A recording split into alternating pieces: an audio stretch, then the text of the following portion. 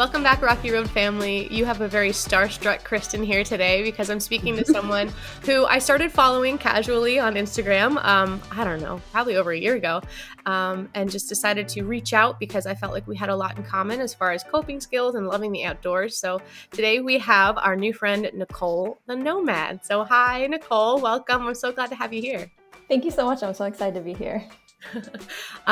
So it's no secret. If you've seen any of our reels, Mandy and I love being outside. We love spending time in nature. It's really, really helpful for both of us. I mean, even recently after recording an episode, we said, okay, let's go do the Pinnacle.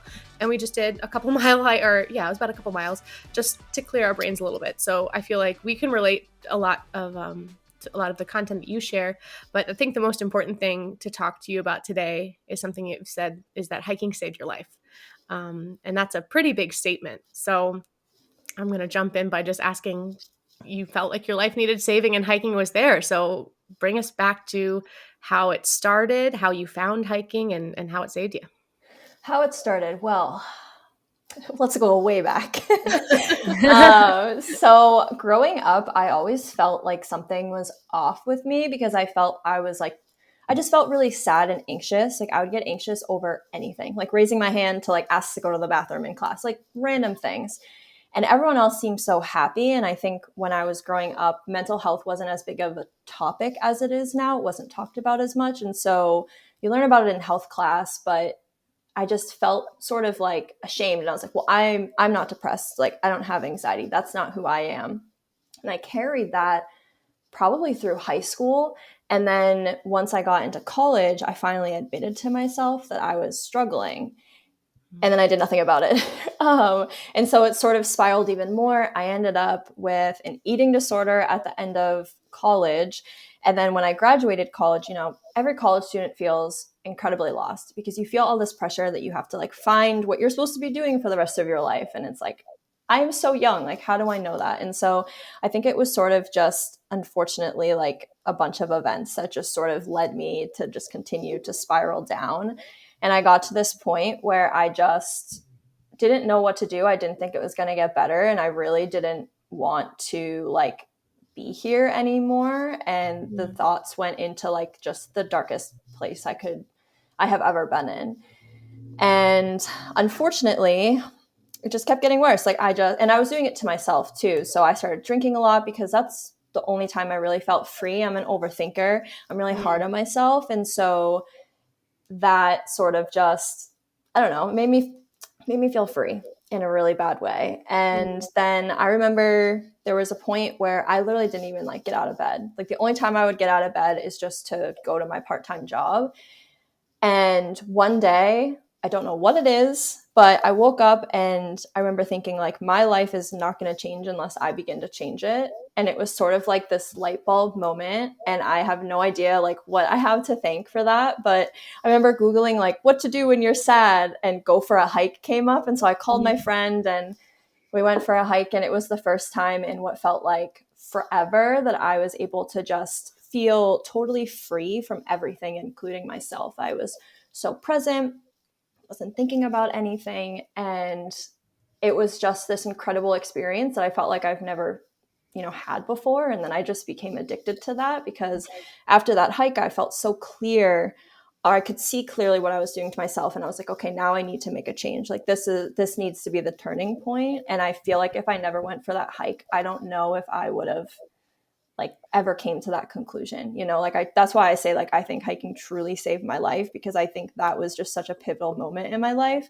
And it changed, everything, like literally my entire life changed like until now. Right before we pushed record, Nichole said, well, we don't really know that much about you besides hiking. And you said, well, Nichole is hiking, just period. That's all you need to know. It's really interesting that in college, I think it's so common a lot of college students have drinking issues. I think it's so normalized, and that feeling of feeling free, I think a lot more young people don't realize that they're escaping when they drink, and they don't realize that, yes, it's a new thing. Yes, it feels like we're doing something that we're not supposed to, especially with underage drinking and things like that. But it's so interesting that you were able to identify that. Okay, I don't know if it was in the moment you were able to identify it, or was it after and reflecting on what you were doing that you realized that that was your escape? It was definitely after, because once I actually started hiking, I kind of pulled away from that party scene, and I was Mm-hmm. like, wow, like that's why I was drinking, because it gave me similar to this Mm-hmm. feeling that I have during hiking. And I was just like, okay, now I need to be really careful because it can be really easy to fall back into that. And so I like very much like separated myself after I sort of had that like connection point of, oh, this is why I was drinking, because it made me feel free from everything. Mm-hmm. Yeah, I can almost immediately connect with you on just what you said in the very beginning about it was talked about in health class and in school growing up, but you were like, nah, that's not me. And I think a lot of the times what happens, and I can totally relate to that as well, is in school they teach you, this is what depression is, and they it's not the same for everybody. So they box it and square it, and this is what it should be. And if you don't have all of this, then you aren't depressed. And if you don't have this, you're not anxious. And I don't think it took me years to identify actually what anxiety felt like. And so when you get to college and you don't think you have any of this, and you're in a college that's open to, and, a partying school or whatever it is, like watch out. And so immediately, just in the 5 minutes that we've been talking now, it's like, okay, make sure you know what's going on before you get to college. And in the college years, you're technically an adult and you're all grown up and you should have it all together and you're forming your career. But that's not the same for a lot of people, myself included too. And so, I think that's so relatable with a lot of people with what you're saying. And yeah, I guess my question would be, did you go away to college? Like, what was your college like that kind of took you into that scene Yeah, if you so didn't grow up I around it? so growing up, my parents were relatively strict, probably in a good way, because I don't know what I would have been like if I was just running around doing anything I wanted. But so when I went to college in Boston. And so it was just like a complete 180 from what I was doing previously. Like I never partied in high school. And I also was dancing competitively. So I really didn't have any time to do anything but Mm-hmm. dance. And so when I went to college, it was just like, oh my God, I have all this time. I have all this freedom. I'm in Boston. I went in an area where there were like 7 other colleges around. So there was no shortage of partying. Um, and then I fell into a really bad drinking pattern my first semester. So I ended up switching out and moving back home and then going to a nearby college. So I lived at home the rest of my college career. But then I was dancing a lot in Boston. So it kind of like I was drawn back to Boston a lot, spending a lot of time in there. So the partying never stopped even when I was home. Because I told my parents, I was like, listen, you're like my roommates. I don't pay here, but I don't pay to live here, but please just, know that I'm okay. And so they gave me a lot of freedom when I moved back home. And so the partying just kind of like continued.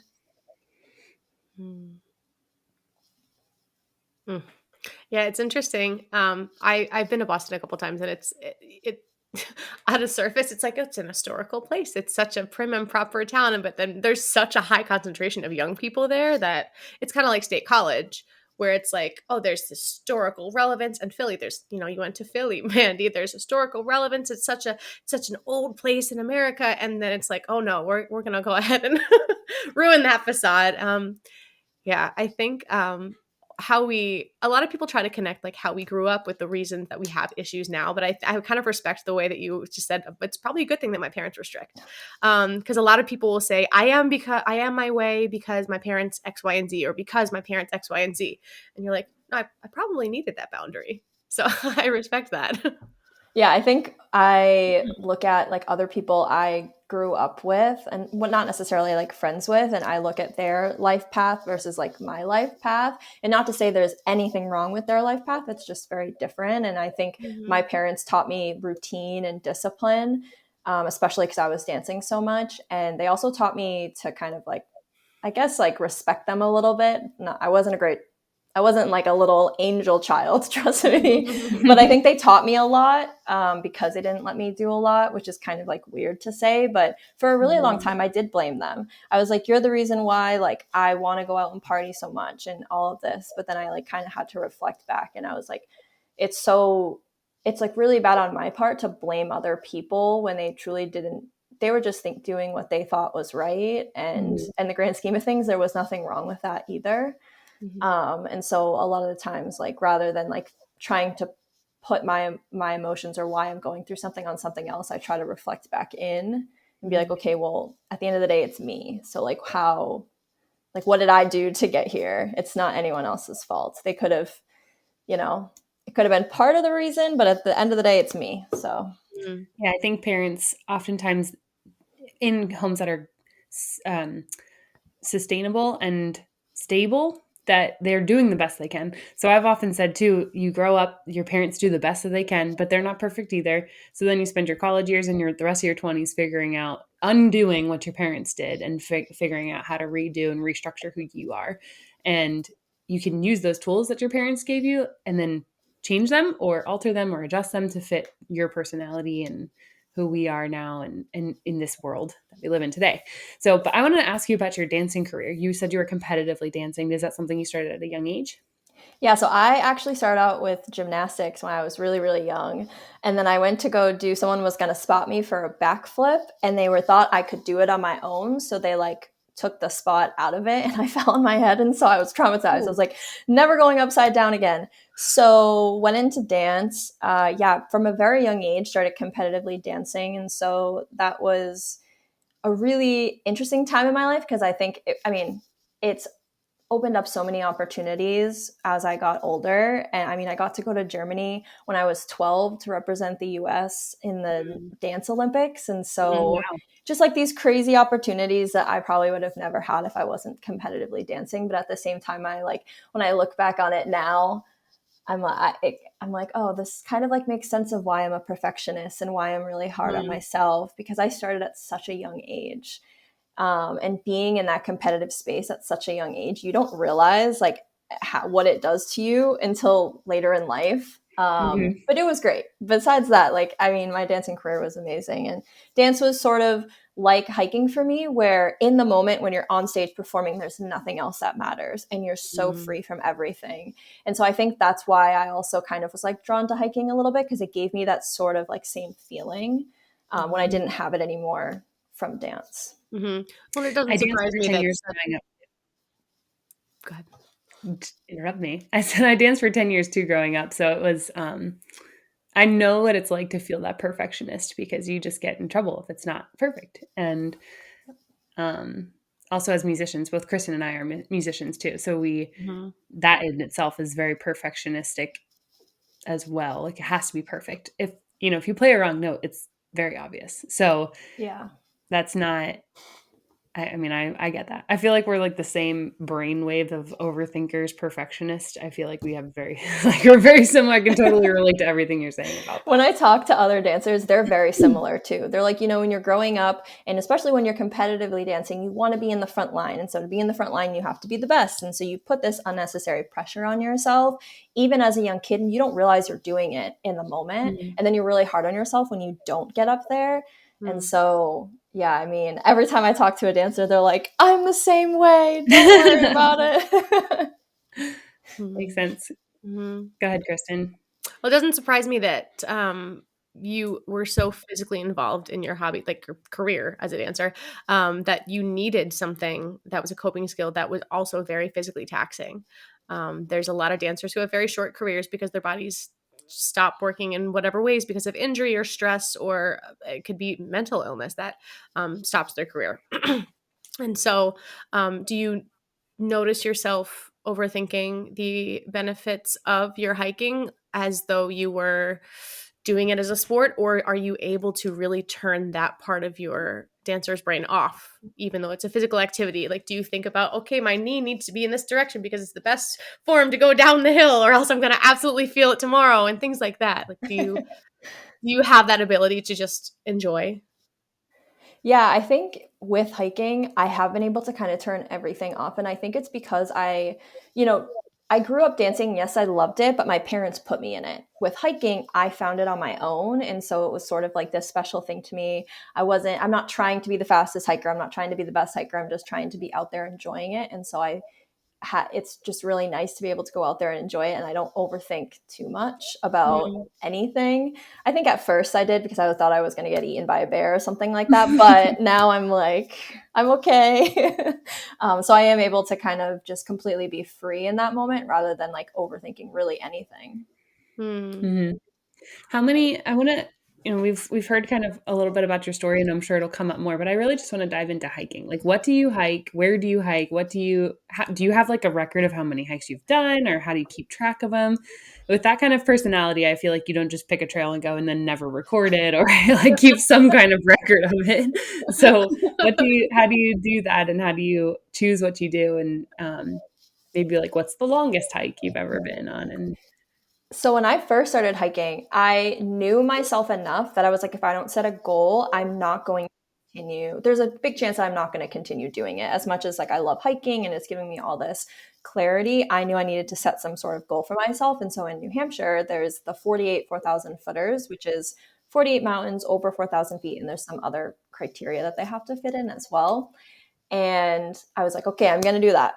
And for like 5 years of my life, that's literally all I did. I did not go for a hike unless it was on that list. So I finished in 2020. And so that was amazing. And now I'm at this place where like, because I was at some point during 2020, I was like, I just want to finish this list. I'm so over it. I don't want this to like drag on. And I was doing it to myself, like telling myself I can't hike anything else unless it's like on this list and I've never hiked it before. So now I'm at this place where like I'm not tracking anything. I'm just hiking to hike. I'm doing my favorite hikes, even if I've hiked the same trail like 5 times. I love it. And I kind of wanted to like go back into just enjoying hiking for hiking rather than for a specific goal. But yeah, I mean, the 4,000 footers was an incredible journey. Definitely taught me a lot. They're no joke. A lot of people joke about how New Hampshire doesn't have mountains, and I'm like, come over here and hike, please. Like, it's not as easy. Like, yes, they're hills technically compared to like, Colorado, but they're really tough and they teach you a lot. And the longest hike I ever did was in 2020, and it was supposed to be 16 miles with about 5,000 feet of elevation. I did this hike because it had like 7 of the 4,000 footers on it. And I was like, I'm just going to get them all done in one swoop. Little did I know that there was a last minute trail detour, which added a few miles on it. And not many people did this specific hike. So there wasn't that much information on it. So it ended up being 21 miles with 7,000 feet of elevation. And I was dead at the end. Wow. But it was amazing. It was also one of the things I love about hiking in New Hampshire and in New England in general is the Appalachian Trail goes through it. And so this hike specifically was almost the entire thing was on the Appalachian Trail. So I met so many incredible through hikers, and it's always amazing talking to fellow hikers, but also through hikers who just have so many stories. And by the time they get to New Hampshire, they're almost done. They're on the way to Katahdin. And so it was incredible. It was one of the hardest days of my life, but also really rewarding just meeting other hikers. Yeah, there's something about through hikers that they just have a completely different air about them. I went down to Boone for grad school at Appalachian State. So a lot of people that I met actually had done the entire AT, and just the way I know your eyes just went, wow. The way that they are just as humans, I think is just so different.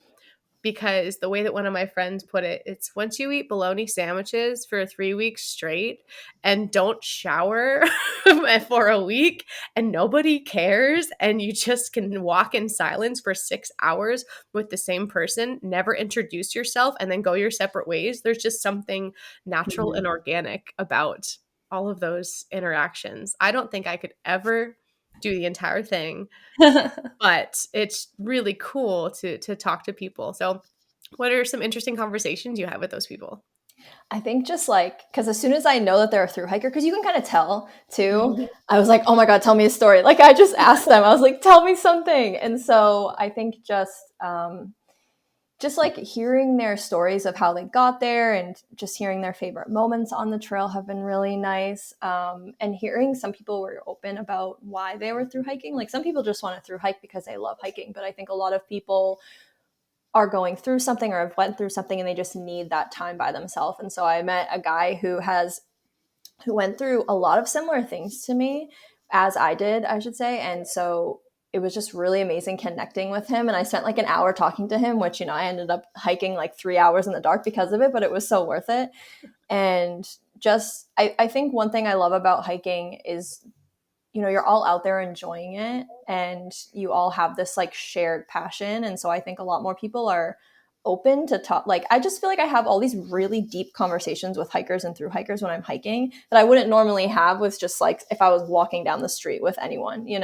And so it's just really nice to hear other people's stories and in general, and just to, have this shared passion of loving the outdoors and hiking.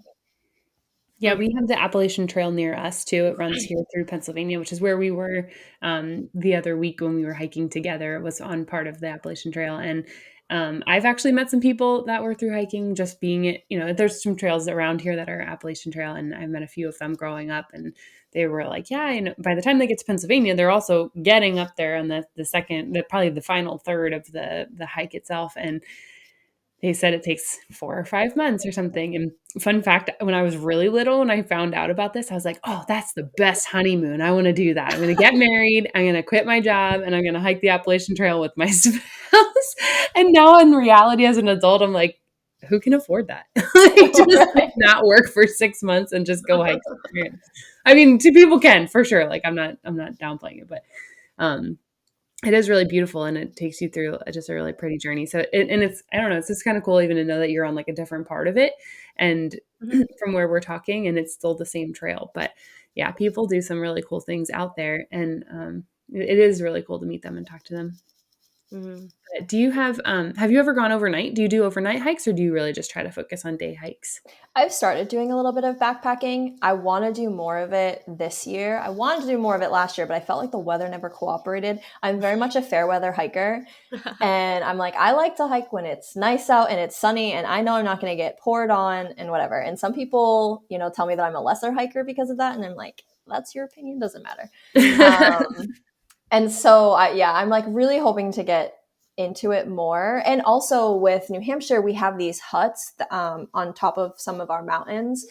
And so to kind of stay in there too. Like, I don't even need to bring my tent. Like, I can stay there, and they have some really awesome people who work there as well. And so I'm hoping to do more. Let's just fingers crossed that we have some good weather for like an entire weekend rather than like 5 hours on a Saturday.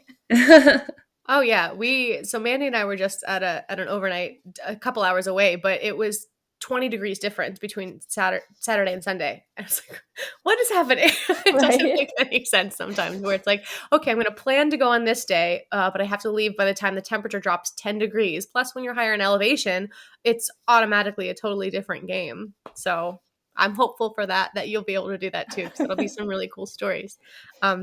You brought up some sassy comments that people have had about saying you're a lesser hiker. And it's actually a little bit of the stuff that you share, talking about like Facebook hiking groups that are supposed to be in a really positive place. People say, well, you're not really a hiker if you have to ask a question about the trail. So for someone who hiking is such a positive place for you, how do you react to that when there's just negativity and misunderstanding and just a lack of support? I think that it's really easy to take things personally, and I think it's really hard not to as humans. And I think something that I have had to realize, especially being in the social media space, is just, these people who are commenting, whether it be in a Facebook group or on a social media post, they don't actually know you. If you really think about it. So I kind of like a random fact, I love watching streamers like game. And there's this woman named Amon, or Pokemon, if you will. That's how you're supposed to say her name. She was talking about this, and it really sat with me. And it was like, she's like, I have two people, right? Like, she's like, they're the same people, but they're different. I have this person who my family and close friends know, and then I have this online persona. And although this online persona is me, the people who see me online don't actually know me. They don't know my history. And she's like, so that has helped me kind of disconnect from the negative comments or anything. And so I've taken that. And I think even just the simplest things, like people, like I asked a trail question and someone's like, well, if you have to ask that, then you're not a real hiker. And I'm like, what? You don't know me. Like, this is the first time I've posted in this group. Who are you? So I think just I think you have to like also find a space that you feel comfortable. Like there's a women's hiking group in New Hampshire that is a lot nicer. Not to say that it's because of men that it's not nice, but it just is a lot nicer, and there's like no negative comments ever. And so kind of like finding that space where you feel comfortable to ask questions. And that's why I always encourage people, like, ask me questions. I would never judge you for anything. But yeah, I guess just not letting that get to you, because people love to comment on everything. I swear people are in that group and they're not actually hikers. They just like love commenting on stuff. Well, I like that approach, saying that there's social media me and there's the real me, and not to say that they should necessarily, like, social media me should definitely still be me as a human, but just with a little more boundaries there. If I have a different name and different hair color and totally different personality, that's another kind of story, right? But that's a really good way to set boundaries around your feelings and say they know what I choose for them to know. And they might not even be looking at all that. They can look at one thing.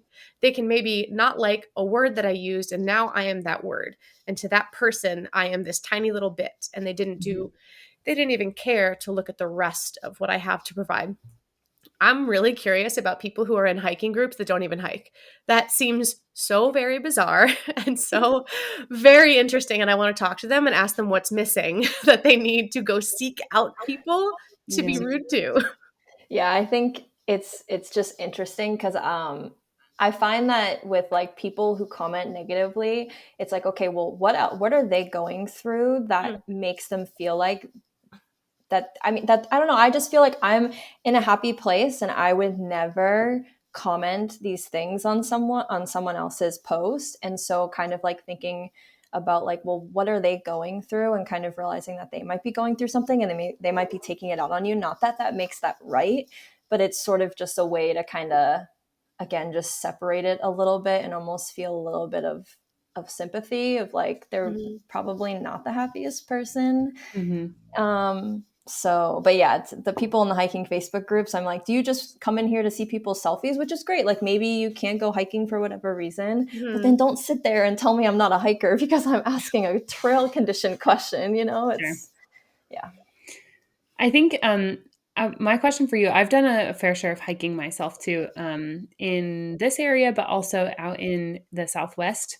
And so I think that a question that I would have, I think I love to hike, and I'm trying to even think about it when I'm on the trails too. And even if I'm by myself or if I'm with somebody else, I almost feel judged by other people that are better hikers than me. I just like, if I'm not wearing the right shoes, or I'm not, wearing the right leggings or something like that. And so what would you say to somebody who maybe is a little nervous to start hiking? Let alone the physical part of it. That is just really hard for a lot of people in the world. But what would you say to somebody that just wants to join? Like, how would they start hiking? Where would they go? What would they do? Well, two things to that. First thing, and I think this is like kind of something that you could take in every part of your life. What I've realized is for a really long time, I thought like, oh, all of these hikers are passing me. They must think I'm like the worst hiker. But in the grand scheme of things, when I pass someone on the trail, I'm not thinking about what they're doing, And so I think a lot of times we think that other people are thinking about us, even though they're not. And then two, if you want to start hiking, I always tell people to find whatever makes you feel comfortable. And that can mean a lot of different things, right? So for me, when I first started hiking, I thought I wanted to hike with like 5 different people, because then I had 5 people and it was going to make me feel the most comfortable. And then it did. And then after a while, I was like, okay, I like hiking with like 1 or 2 other people. But now I really only like hiking when I know it's going to be like perfect weather.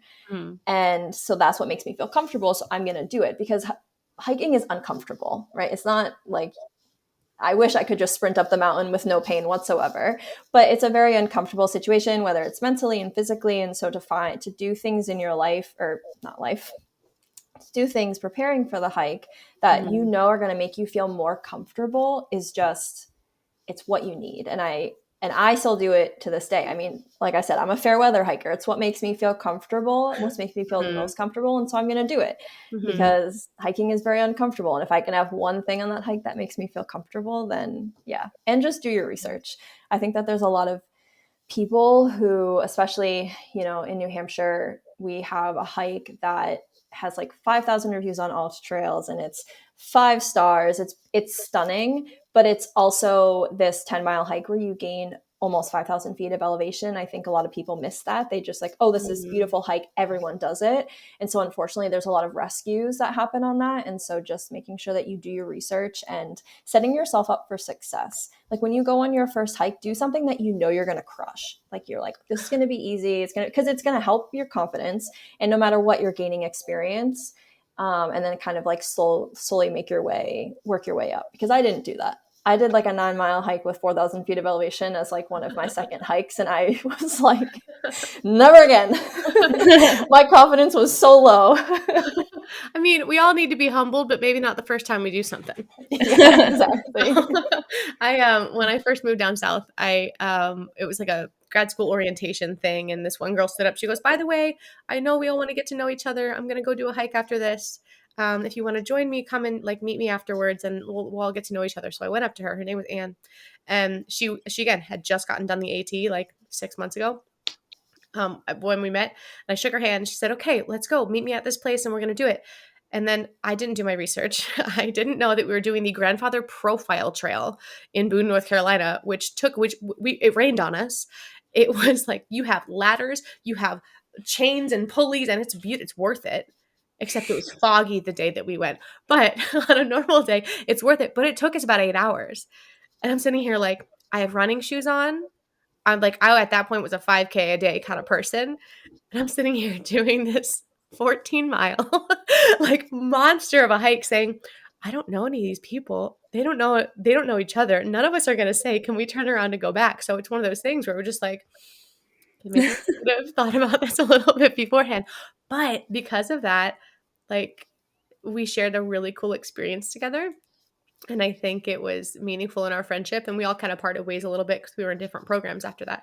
But it was a really cool thing to say, we have this thing in common. It's like the same people who do pick up intramural sports. We have this in common. We can have this connection. You don't know what type of relationship might grow out of that. So that was pretty cool. But I can definitely relate to the accidentally not doing our research kind of thing.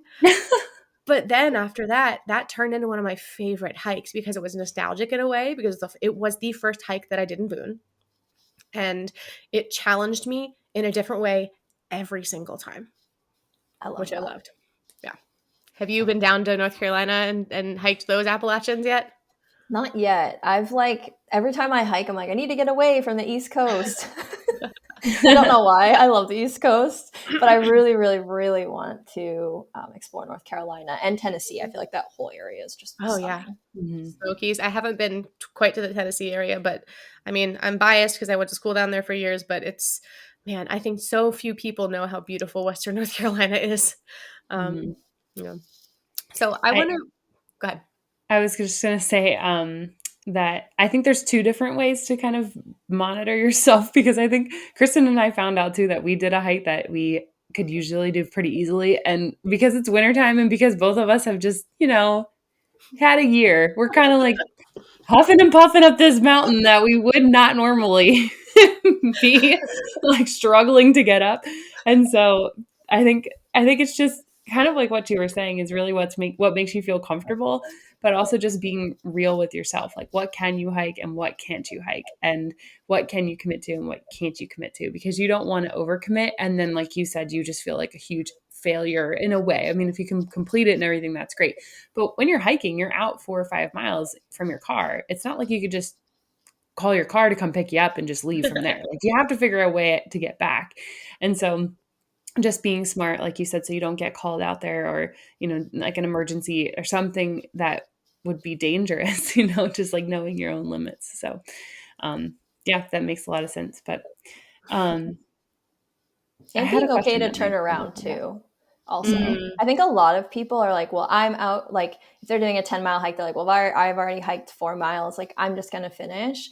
And because I'm a fair weather hiker, I haven't really had to turn around too much as far as like weather and stuff. But over the past 2 years I have. And at first it was like an ego crusher. And I was like, why is this hurting me so much? Like, I need to be safe. Like, it's either I turn around or I potentially don't make it back. Right. Cause like there is that like ultimate thing that could happen. And so I think just being smart and knowing that it's okay to turn around and no one's going to judge you. And if someone judges you, that says more about them than it does about you, in my opinion. So I would agree. What are some of the things that you do outside of hiking for mental health? And just for clarity, since you said, you're working and you hike when you can, but just on a normal day, if you're struggling, what's something that you would do if you can't go out? I think just like, especially with work has been, really stressful. It's work. And so just knowing that I need to step away and go outside, even if I just go sit on my porch, even if it's, -30 like it was this weekend, and I go sit on my porch all bundled up and I'm just breathing, and I live in a very quiet area. And so that has really helped me. It kind of just like makes you present more. And it's like, okay, like what you're going through with work, like it's going to work itself out. It's work. And if it doesn't, then you'll deal with it. But like, you just kind of have to like bring yourself back. And so just even sitting outside for 5 minutes, it's sort of like a meditation, if you will, because I just try to like close my eyes and breathe and just be in the moment. But other than that, I have started running again. And so that is really nice, even just to go out for a mile. Like, even if I'm not feeling it and I'm like, you know what, I know I'm going to feel better, I'm just going to go out, run for even 10 minutes. And I know I'm going to come back with a different perspective. And so that has really helped. I'm also a reader. I love dystopian books. And so that has been really nice. Because I think like I go into this, world, and then when I come out, I almost forget what I was even stressing about. And I'm like, okay, well, see, it wasn't really that big of a deal, because if I don't remember it, then I was probably just overthinking it and making it worse in my head than it really was. I'm glad that you brought up running, because I actually completely forgot that you had a time that you couldn't run. And we have plenty of time to talk about that. So it's, I guess we should fill Mandy in on why you couldn't run first. And then to talk about, again, that's something that was very physical, that was very useful and very, very goal oriented and very focused for you. And then all of a sudden, no, you can't do this because it's harmful. So having one of your biggest passions be taken away from you. Can you talk about that just a little bit? Yeah, so I started running because I was like, I need a goal. So I was like, I'm going to run a half marathon. I'm not as goal driven as I was in the past, but and so I started running, and I had no idea what I was doing. This also was at a point where I was working through my eating disorder, and so I wasn't eating as much as I should have been. I was still working through all of that, but I was training too much. I was running way too fast. I didn't know what I was doing. And towards the end of my training, once I got into like my longer runs, I was experiencing a lot of heart pain, to the point that I would brown out on the trail.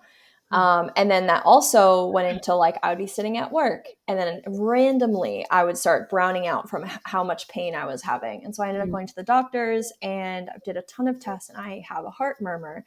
And they essentially said that the reason why I never felt it before was because with dance, you do like 3 minutes of really hardcore performing, and then you kind of like relax until you have to perform again. But with running, it's this long distance endurance. And so I've never done that before. And that's why I've probably never have felt it before. And they were saying like, it's probably because you're not eating enough and you're overtraining. So it was just kind of like this combination of stuff. And so I stopped running after my half marathon because I was so nervous, because heart issues just is like, it makes anyone really anxious. And so I had to work through that. And it wasn't really until last year, I think, that I started running again. And then I was also starting to feel my heart pain when I was hiking, which is really scary. And so I kind of had to take a step back and be like, well, what can I do to help myself? And so just doing a lot of low heart rate training. But yeah, it was in that moment when I was having pain, I should have turned around and went home, but my ego was there to tell me that I needed to keep going. And it was really dangerous to do that. Like, I should have been listening to my body. I should have just had my mom come get me. But yeah, that was like a situation where my goal was my number one priority, and I almost put my health in the back seat, which is not good. And how many years ago was that? Remind me. I think like 5 years ago now, almost. So it's been quite a while. Yeah. And after I stopped running, I stopped having those issues. But then I also went through all of this stuff, right? Like, I worked through my eating disorder. I kind of understood what I need to do to train correctly. And so I'm in a better place now. I just am running way too fast. Like I said, another ego crusher. But yeah. That's really hard when you're a perfectionist, when things go against what you want, what you're doing. Yeah. And trying to Um, run slow is like, because my mhm, doctor was like, we need to do low heart rate training. You're going to have to run really slow. And mean like run really slow. Like I am running at a pace I could walk at. And so, but mhm, I have to do it to, and so, mhm, but it like kind of like going along, I think my ego and my perfectionism is linked in a way.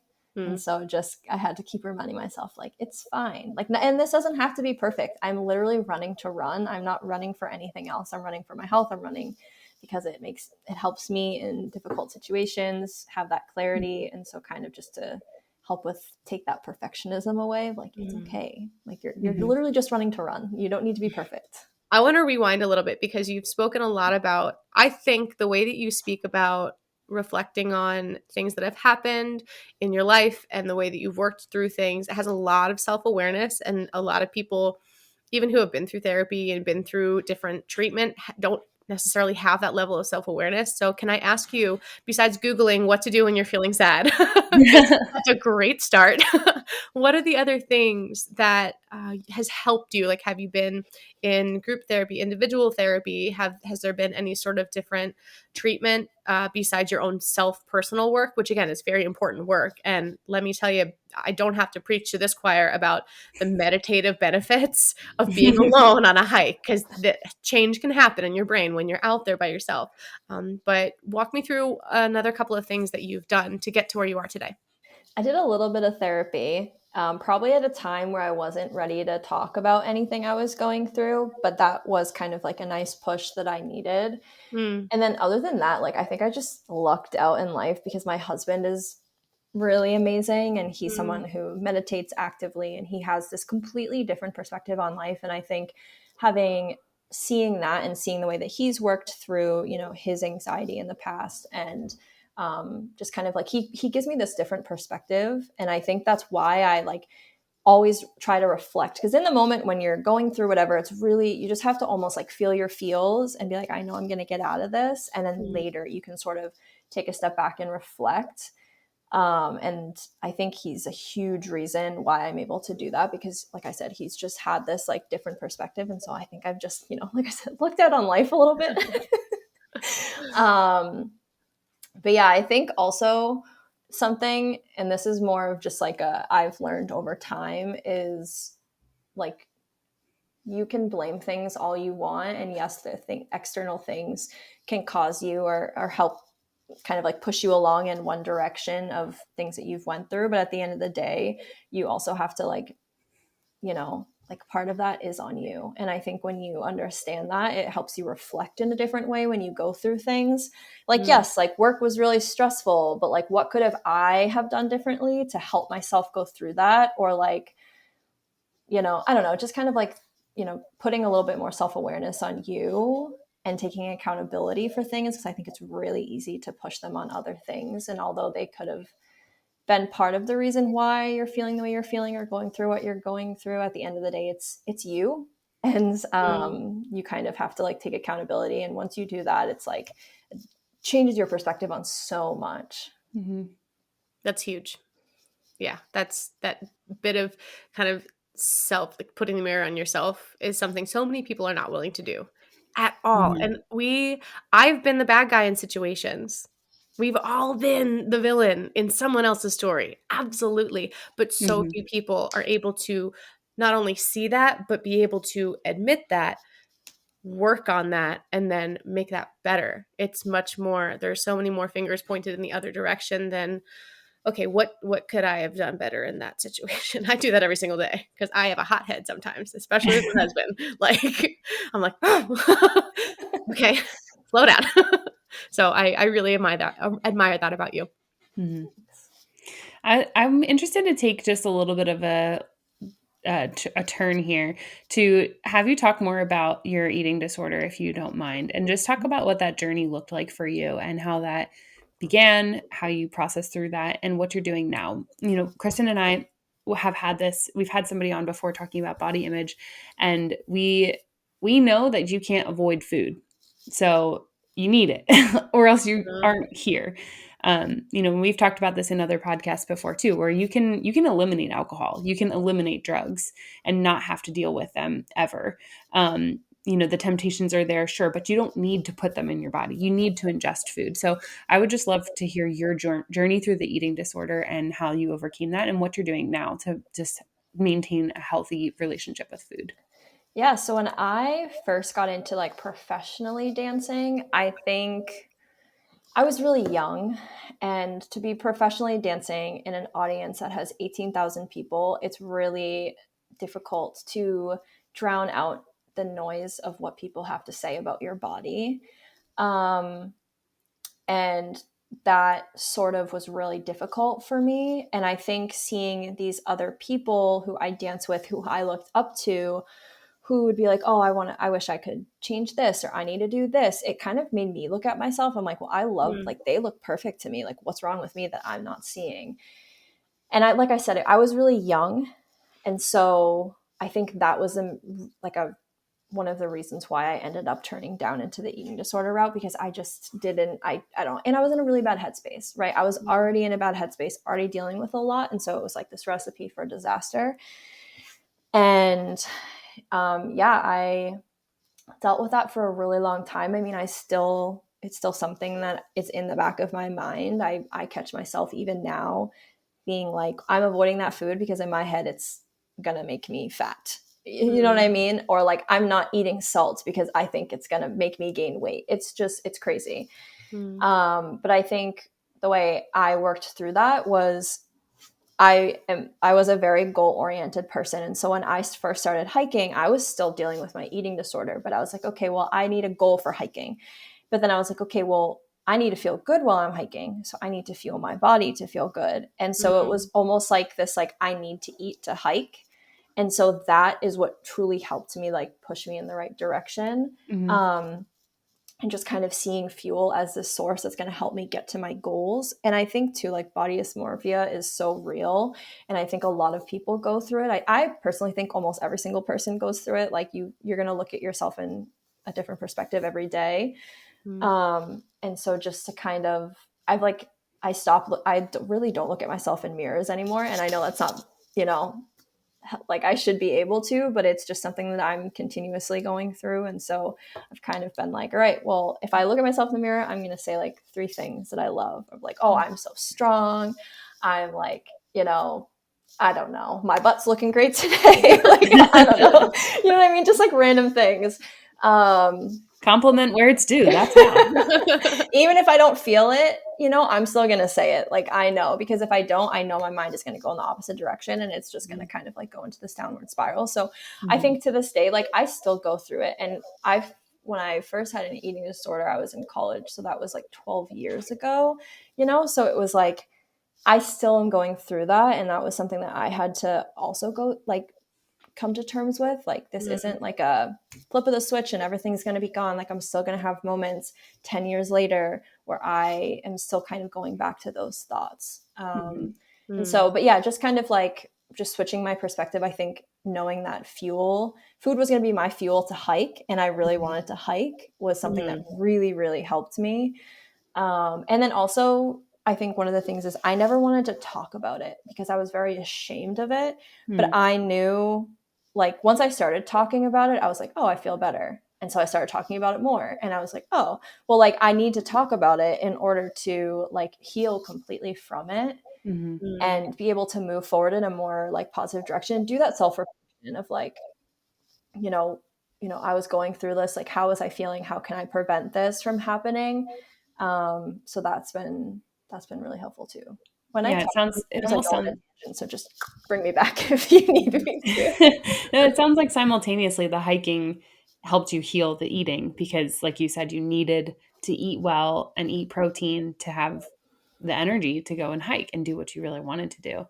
So it seems like they blended well together in helping you heal through that process. Anything else, Kristen? Do you have any I other was going to say, questions? I'm afraid to interrupt you again. I Like, know. I think our connections are just funny today. Um, so We asked about kind of advice for like people who want to start hiking. What would you tell little Nichole, like little 12-year-old Nichole? What would you say to her? In general, just In like in general, general. just not even knowing that this is the beginning of something really hard, just words of encouragement. Not that, to go back and change everything, because I'm a firm believer that what we've been through makes us who we are today, good, bad, ugly, whatever it might be. But Mhm. maybe just what's a little bit of encouragement for little Nichole that might have helped all of that be a little bit more easy to manage. I think to just not be so hard on yourself. I think it's really easy as humans to be really hard on yourself and to think that you always need to be doing more, or like you need to be perfect in everything you do. And Mm-hmm. that can be really, really exhausting. And so just to be like, give yourself grace, I guess, is something that I still have to remind myself to this day. But I think that would have changed a lot. I don't Mm-hmm. think it would have changed everything, but I think it would have allowed me to have like a different perspective. Mm. Yeah. Yeah, that sounds great. I have one more question for you that I remember. How did you come up with your Instagram handle? I don't even know. I was like, what's N? Like, what starts with an N? And I could be like, Nichole the something. And yeah, I think I was just like sitting outside with my sister, and she was helping me think of words. And at first, like, Nichole the Nomad sounded weird. I was like, ooh, like, I don't know if I like that. But at the same time, I could take it in so many different directions, right? Like, if I wanted to continue hiking, I could. If I wanted to go more in like the travel route, I could. So yeah, Mhm. I think it was just like that works, and so I just bought the domain and went. I mean, I think alliteration always works for marketing. So Yeah, for sure. Yeah. Rocky Road, like it just kind of, it can flow a little bit more easily. Yeah. So what will people find? So I know you have a lot of, I not like stalk your Instagram, but I see it. Whatever you post, I see it. I'll be honest, I see everything. So I know you have different like lists and things, and you have tips. And what else can people find from you and your site, and what you have to throughout in the world? I think with my website, that's where you're going to find the most like in-depth, detailed things. So I have a lot of travel itineraries out there, but also a lot of like just hiking gear recommendations or tips, like beginner hiking tips and things like that. And then as far as my Instagram, I try to make it a place where everyone feels like they can, no matter how much they hike or how long they hike or how fast they hike, that they're a hiker. And so I try to make it Mm-hmm. like really welcoming. Mhm. And if you're just looking for some humor, I hope I can make you laugh. I think for me, like, it's being a perfectionist and, having my ego get in the way sometimes, like joking about stuff. Like, yes, hiking is not always fun. Like, you're going to struggle up that uphill. And just kind of like making fun of that in a way helps Mhm. me. So I hope it helps other people feel better.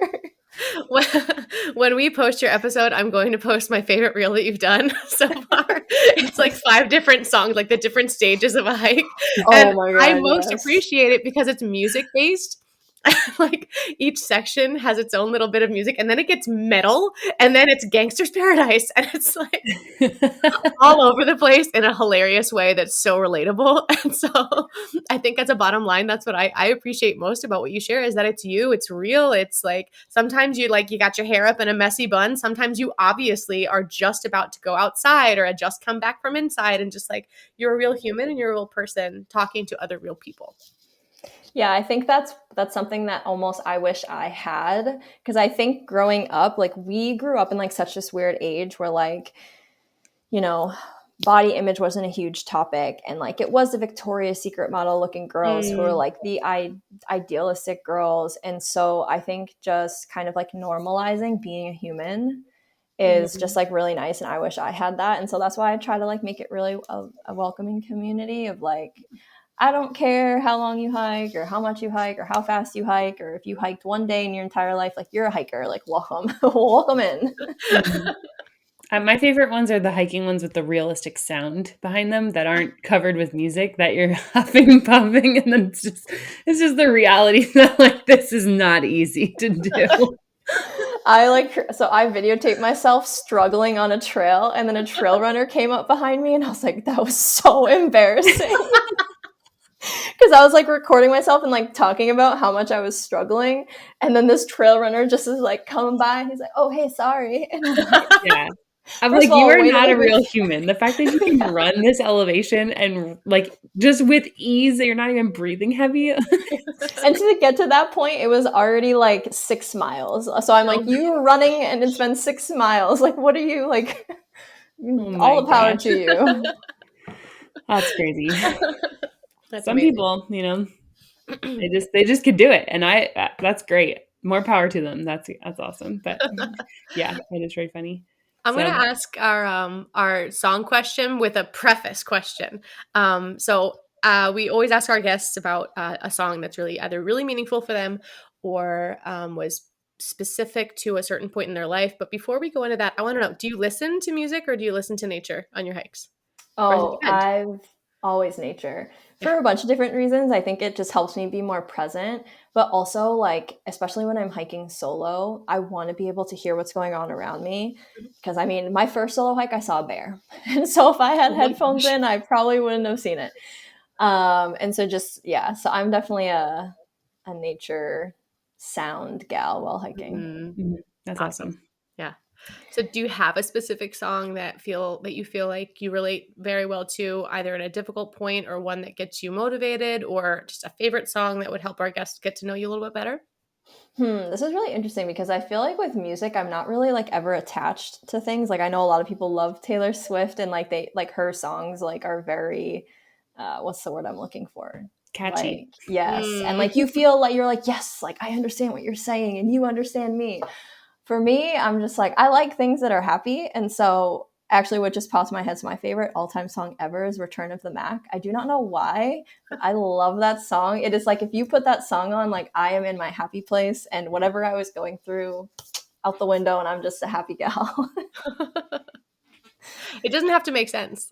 Yeah, exactly, right? Yeah. I love that. So That's we're going to add that awesome. to our playlist. Yeah, we People are have going this. to be listening to it and then they're going to be like, what is this? Complete 180. That's how the whole playlist is, honestly. It goes from anywhere from like an Vienna all boys choir to like 1920s to some rap music. There, I mean, it's crazy. Like I feel like you have to sit down and mentally prepare to listen to the playlist, just because your mind is going to go all over the place with every song. But that's part of why we have it, just as a way to just honor our guests and just to share something that music connects with a lot of people. And so yeah, we just really appreciate you sharing, and we're grateful for the time that you've given us and the insight into a little glimpse of who you are. And we've enjoyed watching you through social media and have been encouraged by your hikes, by the videos that you share, the realism. I just enjoy seeing your post once a week, like, how was your weekend? And it's like, wow, someone that doesn't even know me is asking me how my weekend went, And so I just think that it's really encouraging to a lot of people. And the outdoors is something that more and more people are staying away from as we are going more and more into this internal technology world. People get outside a lot less. And, I know Kristen does the 1,000 hours outside challenge that she's working on this year. And we all try to get outside, but it just depends. Like you said, I think we become a little bit more picky on our weather. I am definitely more of a fair weather person. I'm not going to choose to go and get rained on, and I'm also not going to choose a freezing cold day. So I am a little bit more high maintenance when that comes. So I think it's just kind of like part of how we are. And it's just encouraging to just go outside, just go do it. And it doesn't matter. And, it might be hard sometimes, and you can always turn around. Like you said, you can always turn around and go back if it's too much, but try. So we just thank you for your time with us today. And everybody can find you in the show notes in the description on YouTube. And thanks so much for sharing. And thank you for your time. We really appreciate it. Yeah, thank you so much. This was fun. Thanks for listening to me ramble, because when I talk, I tend to ramble. So I apologize. You did a ramble. You did a great job.